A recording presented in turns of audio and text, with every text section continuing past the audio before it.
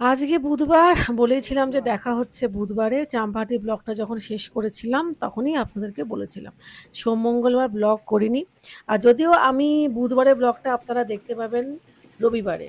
ওই আমার বিভিন্ন কারণবশত ব্লগ আবার জমে গিয়েছে, দেওয়া হয়নি। তো যাই হোক, ফিরে আসছি ব্লগে। রাস্তায় জলে জলাকার, বৃষ্টি হচ্ছে লাগাতার, সেটা তো আপনারা জানেনই। এবং আজকে মেয়েকে যখন স্কুলে আনতে যাচ্ছি তখনই একটুখানি ঝামেলা হলো। তার কারণ আমাদের গলিটা একটু ছোট। তাই রিক্সা যখন ঢুকেছিল, সরি, যখন রিক্সাওয়ালাটি বেরিয়ে যাচ্ছিল তখনই সামনের একটি ভ্যানওয়ালাও ঢুকেছিল। তো এই নিয়ে একটু ঝামেলা হয়। যাই হোক, এখন মোটামুটি স্কুলে আমি পৌঁছেও গেছি, মেয়েকে নিয়েও নিয়েছি, এবারে বাড়ি যাচ্ছি। পুরো লিলুয়াটাই কিন্তু জলের তলায়, মানে জলে জল যাকে বলে। কিন্তু কিছু রাস্তা আছে যেগুলো হয়তোবা এখনো পর্যন্ত জল ওঠে না, যেমন এই রাস্তাগুলো। কিন্তু কয়েকদিন বাদে সেখানেও জল উঠে যাবে বন্ধুরা, কোনো চিন্তার কারণ নেই। মানে অলরেডি এই যে রাস্তাটা যেখান দিয়ে যাচ্ছি এখানে কিন্তু জল আগে জমতো না, একেবারেই জমতো না, কিন্তু এখন লাগাতার অত্যাধিক পরিমাণে জল জমতে শুরু করেছে। আর এই কুকুরটাকে দেখুন, হাস্যকর ফিগারে ঘুমাচ্ছে। কি আর করা যাবে বলুন, ওদেরও তো একটু আরামের দরকার না, হাওয়া বাতাস তো ওরাও চায়। যাই হোক, যারা বুদ্ধিমান তারা বুঝে গেছেন আমি কি বলছি, মানে বলতে চাইছি। তবে কি আর বলি, আমার মেয়ে তো একেবারে হেসেই খুনছে। ও আমাকে বলছে, মা দেখো কুকুরটা কিরকম হাত আর পা ফাঁকা করে আরামসে ঘুমোচ্ছে।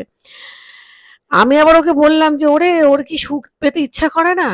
বন্ধন কমিউনিটিতে দুর্গাপুজোর প্যান্ডেল বসে গেছে, কিন্তু আমার না দুর্গাপুজো নিয়ে মনে না আছে কোনো আনন্দ আর না আছে কোনো উচ্ছ্বাস। ছাতাটা নিয়ে, বাই চান্স বৃষ্টি আসে আমি তো ভিজে যাবো। ছাতা নিয়ে, ছাতা নিয়ে যাবো। একদম রাস্তাটা শুকিয়ে গেছিলো, কিন্তু বৃষ্টি হয়েছে যার ফলে আবার জল জমে গেছে। আকাশে মেঘ আছে, বৃষ্টি হলেও হতে পারে।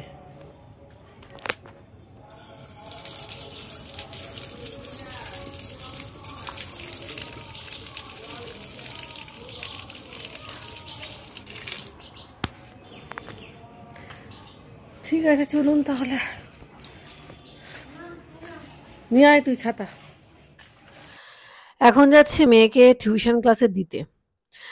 জল তো যেমন আছে তেমনই, এখন আরো বেশি, মানে জিনিসটা এমন দাঁড়িয়েছে, জল জমে যদি একবার যায় না সহজে কিন্তু জলটা নামছে না। কিন্তু আমাদের যাই হোক তাও চলে যাচ্ছে, কারণ আমাকে তো আর রোজ বা বেরোতে হয় না, বা দুবেলাও বেরোতে হয় না। একবেলা আমি রিক্সা করে যাই আসি, পায়ে খুব একটা জল লাগে না। কিন্তু এটাই কি সলিউশন আমি জানি না।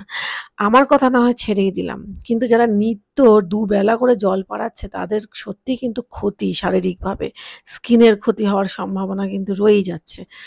যাই হোক, এই সমস্ত কথা বলে কোনো লাভ নেই। ওই আর কি, মনের চিন্তাটা কোথায় রাখবো বলুন, সেজন্যই ব্লগের মধ্যে দিয়ে আপনাদের কাছে পৌঁছে দেওয়ার চেষ্টা করি, এটাই আর কি।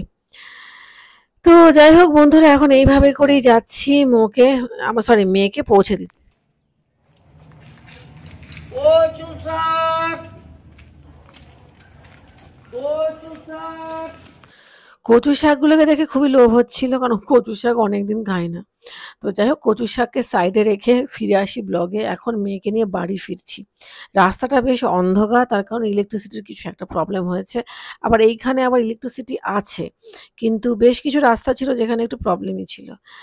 আ আজকে এই মোমবাতি দুটো কেন জ্বালানো হয়েছে বা কিসের জন্য জ্বালিয়েছি আশা করি আপনাদেরকে আর বলে দিতে হবে না। নিরন্তর প্রার্থনা নিরন্তরভাবে করে যাচ্ছি। এবং আমি এটাই চাইবো যে যারা আমার ব্লগ দেখছেন বা এই পুরো আ ব্লগটাতে আছেন, তারা প্রার্থনাই করুন। যদিও এটা যেদিনকার ব্লগ সেই দিনে টিভিতে বলা হয়েছিল যে ১ ঘন্টা ইলেকট্রিসিটি অফ রেখে মোমবাতি জ্বালাতে। আর সেটাই আমরা করেছি। এটা কিন্তু সম্পূর্ণভাবে অরাজনৈতিক। ঠিক আছে? তো যাই হোক, এটা নিয়ে আর বেশি কিছু আমি বলতে চাই না। শুধু ঈশ্বরের কাছে একটাই প্রার্থনা, একটাই প্রার্থনা। আমি একবার আমার ব্লগে বলেছিলাম যে প্রার্থনা বারংবার বলতে নেই, তাহলে বলতে অনেক দেরি হয়। সেজন্য আমি আর বলতে চাইছি না। এবং আমার সঙ্গে আমি এটাই চাইবো, যে কজন দর্শক আমার ব্লগ দেখছেন তারা প্লিজ প্রার্থনা করুন, করে যান। যাই হোক বন্ধুরা, কি বলবো বলুন? আমার বলার কোনো, না তো মানসিকভাবে ভালো আছি আমি, আশা করি অনেকেই নেই। যাই হোক, ঠিক আছে, এইটুকু অবধি থাক।